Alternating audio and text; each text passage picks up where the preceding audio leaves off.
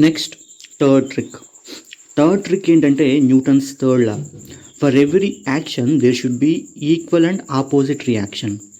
So action ఉన్నప్పుడు దానికి సరి సమానమైన రియాక్షన్ ఫోర్స్ కూడా ఉంటుంది అని అర్థం. ఇది ఎప్పుడు జరుగుతుందంటే జనరల్గా ఎప్పుడైతే రెండు సర్ఫేసెస్ కాంటాక్ట్లో ఉంటాయో అప్పుడు డెఫినెట్గా అవి వాటి మధ్య రియాక్షన్స్ అనేవి జనరేట్ అవుతాయి. సపోజ్ ఇక్కడ మనకు ఒక రోలార్ ఉంది. This roller is placed on a surface. ఒక సర్ఫేస్ మీద ఈ రోలార్ని ప్లేస్ చేసాం. ఓకే, లేకపోతే ఒక సిలిండర్, దీనికి కొంత వెయిట్ ఉంటుంది, W అమౌంట్ ఆఫ్ వెయిట్. చూడండి, ఈ సర్ఫేసు రోలార్ ఈ రెండు కూడా కాంటాక్ట్లో ఉన్నాయి. కాంటాక్ట్లో ఉన్నప్పుడు డెఫినెట్గా ఏమవుతుందంటే అక్కడ ఆ కాంటాక్ట్ దగ్గర రియాక్షన్ ఫోర్స్ అనేది జనరేట్ అవుతుంది. ఈ సర్ఫేసు రోలార్ మీదకి రియాక్షన్ని జనరేట్ చేస్తుంది. ఇక్కడ రోలార్ ఒక్కదాన్నే ఫ్రీ బాడీ డయాగ్రామ్ డ్రా చేసామంటే ఎలా ఉంటుందంటే, so it is W and here there is a reaction. This reaction force is generated by the surface on the roller. So ఈ రియాక్షన్ ఎక్కడి నుంచి వచ్చింది అంటే ఈ సర్ఫేస్ జనరేట్ చేసింది దేని మీదకి, రోలార్ మీదకి. సో కాంటాక్ట్ సర్ఫేసెస్ ఎక్కడున్నా కానీ అక్కడ రియాక్షన్ అనేది డెఫినెట్గా ఉంటుంది. ఉదాహరణకి సపోజ్ ఇది ఒక వాల్, ఇక్కడ మనకి ఒక రోలార్ ఉంది. దీన్ని యాక్చువల్గా ఏంటంటే ఇక్కడ ఒక థ్రెడ్ పెట్టి హ్యాంగ్ చేశారు. ఓకే, సో ఇప్పుడు యాక్చువల్గా ఈ రోలార్ ఆర్ సిలిండర్కి కొంత వెయిట్ ఉంది, దట్ ఈస్ W. ఓకే, ఇప్పుడు ఈ రోలార్ యొక్క ఫ్రీ బాడీ డయాగ్రామ్ డ్రా చేసామంటే ఎలా ఉంటుందంటే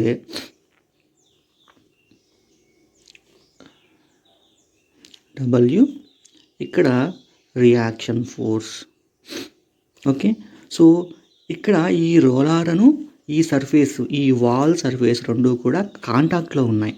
సో కాంటాక్ట్లో ఉంటే డెఫినెట్గా అక్కడ ఉన్న రెండో సర్ఫేసు మొదటి సర్ఫేస్ మీద ఏం చేస్తుందంటే రియాక్షన్ని జనరేట్ చేస్తుంది.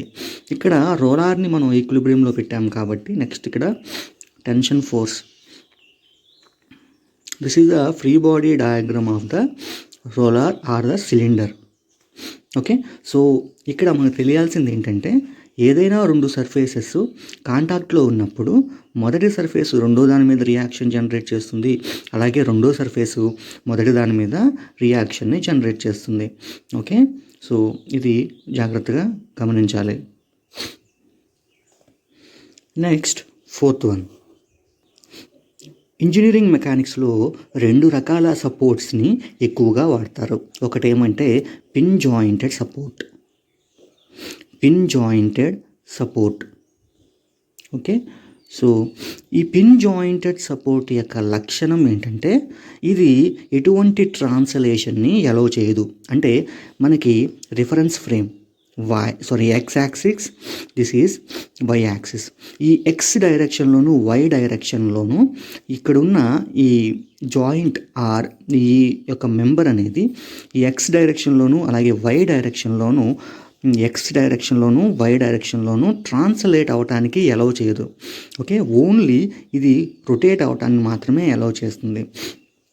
ఓకే, సో ఎక్స్ డైరెక్షన్లో మోషన్ని అలౌ చేయకపోవటం మూలంగా there would be reaction along X axis and there would be reaction along why axis because it does not allow motion in y direction.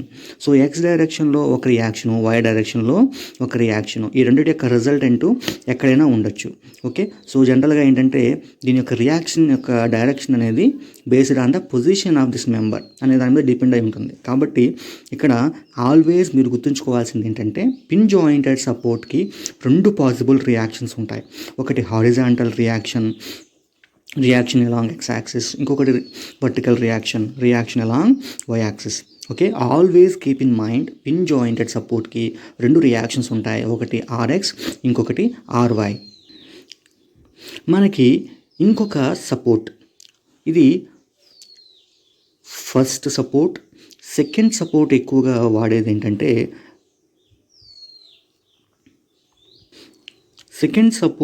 ఎక్కువగా వాడేది ఏంటంటే రోలార్ సపోర్ట్. సో ఆ roller support ఎలా ఉంటుందంటే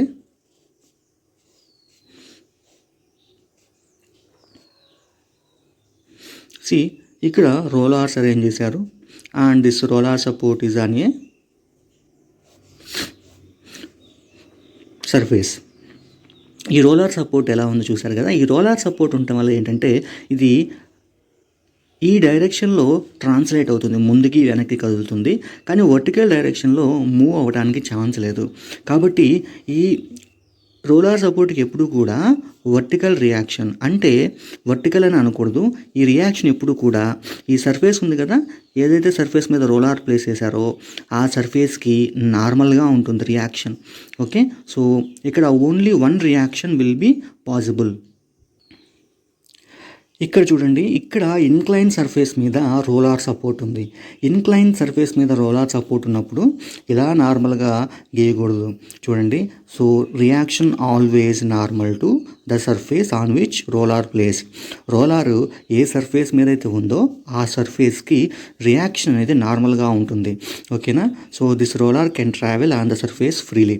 okay, surface మీద ముందుకి వెనక్కి కదలగల శక్తి రోలర్కి ఉంటుంది.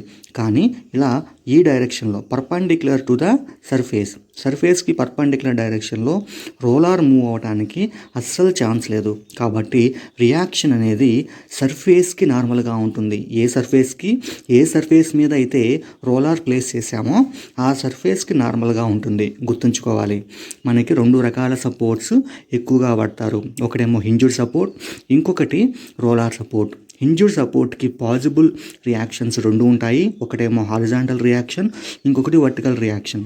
నెక్స్ట్ రోలర్ సపోర్ట్కి పాసిబుల్ రియాక్షన్స్ ఓన్లీ ఒకటి మాత్రమే ఉంటుంది, అది వర్టికల్ రియాక్షన్. ఇప్పుడు కొన్ని రకాల ప్రాబ్లమ్స్ని అర్థం చేసుకోవడానికి ప్రయత్నిద్దాం. ఇక్కడ 50 kN వర్టికల్ లోడ్ యాక్ట్ అవుతుంది.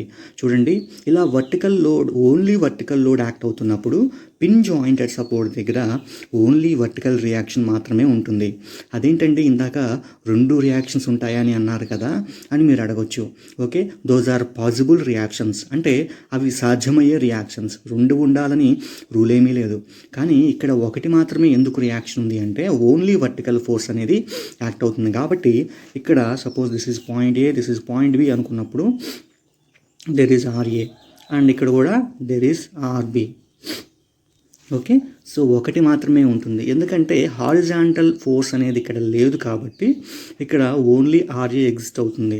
ఇలా కాకుండా సపోజ్ ఇక్కడ ఒక హారిజాంటల్ ఫోర్స్ యాక్ట్ అవుతుంది అనుకోండి, 10 kN, then there would be a horizontal reaction RAX and RAY. అర్థమవుతుందండి. హారిజాంటల్గా ఎక్స్టర్నల్ లోడ్ అప్లై అవుతున్నప్పుడే ఇక్కడ హారిజాంటల్ రియాక్షన్ అనేది ఎగ్జిస్ట్ అవుతుంది. ఓన్లీ వర్టికల్ కాంపోనెంట్ ఉన్నప్పుడు వర్టికల్ రియాక్షన్ మాత్రమే ఉంటుంది. ఇక్కడ చూడండి, ఇక్కడ 50 kN కొంత యాంగిల్ని మేక్ చేస్తుంది, 30 degrees యాంగిల్. ఇలా ఉన్నప్పుడు మీరు ఫోర్స్ని రిజాల్వ్ చేసుకోవాలి.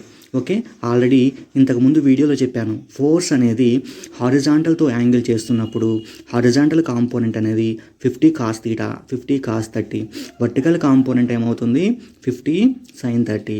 ఇది ఎప్పుడండి, ఫోర్స్ అనేది హారిజాంటల్తో యాంగిల్ చేస్తున్నప్పుడు మాత్రమే. ఓకే, ఇప్పుడు 50ని రిజాల్వ్ చేసాం కదా, horizontal component, vertical component. So హారిజాంటల్గా ఎక్స్టర్నల్ లోడ్ అప్లై అవుతుంది, వర్టికల్గా ఎక్స్టర్నల్ లోడ్ అప్లై అవుతుంది. కాబట్టి పిన్ జాయింటెడ్ సపోర్ట్ దగ్గర హారిజాంటల్ రియాక్షన్ ఉంటుంది, అలాగే వర్టికల్ రియాక్షన్ కూడా ఉంటుంది, ఆర్ఏవై అండ్ ఆర్ఏఎక్స్. సో ఇక్కడ ఓన్లీ మనకి వర్టికల్ రియాక్షన్ మాత్రమే ఉంటుంది, RB. So this is A, this is B. Now see this is a special case, only horizontal reaction is acting. So only horizontal reaction మాత్రమే horizontal load మాత్రమే act అవుతుంది కాబట్టి horizontal reaction మాత్రమే ఉంటుంది, ఆర్ఏఎక్స్. Okay, vertical reaction అనేది ఉండదు. ఇక్కడ చూడండి, ఇక్కడ ఏదైనా రియాక్షన్ ఉంటుందా? ఇక్కడ ఏమీ ఉండదు. చూసారా, ఇక్కడ